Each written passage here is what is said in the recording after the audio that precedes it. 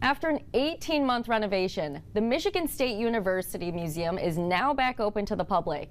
We have Devin Ackman, the MSU Museum Director, joining us to share more about this. Devin, this is the first major renovation in more than 75 years for the museum. How is this new space elevating the experience for visitors? Well, first and foremost, museums are about collection stewardship. We have over 1 million objects and specimens in our collection. So this renovation is helping us to keep a stable environment, keep temperatures within a very tight range, and keeping the building in a position where we can store these objects for another 150 years to come. Some preservation efforts behind it, right? Yep. Taking care of the different artwork or different pieces of history that you want to make sure it can live on for as long as possible. How, though, is it also helping with the exhibits and the education for people, providing new perspectives? Yeah, well, we really have taken a hard look at the museum and how we operate it. For many years, most people know us as the Museum of Science and History. We're currently exploring how this museum could be a focal point for exploring the issues of our time and bringing disciplines together, from science and history to just things that are impacting society. And through that, that's impacting how we do exhibitions, programs, and develop our collections.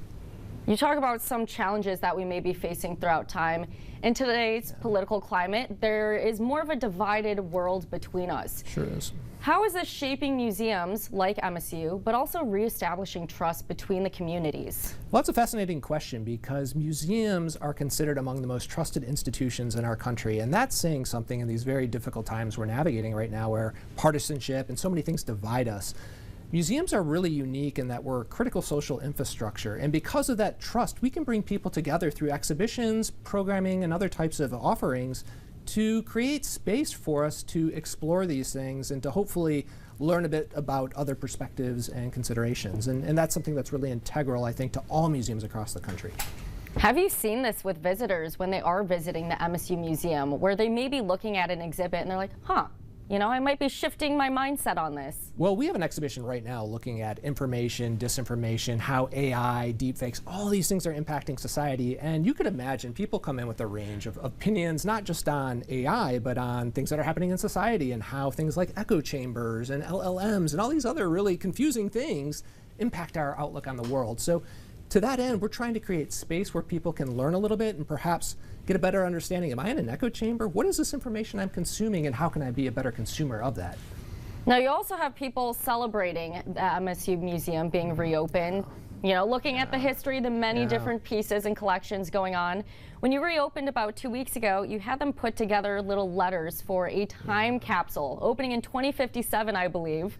Can you talk about maybe some of the things people wrote in there and the significance in having this time capsule? Well, that's a great question. First and foremost, we haven't read, because those are supposed to be secrets. But the MSU Museum, a lot of people don't realize, was founded in 1857 with the first oncoming class. So we're older than a lot of the colleges on campus.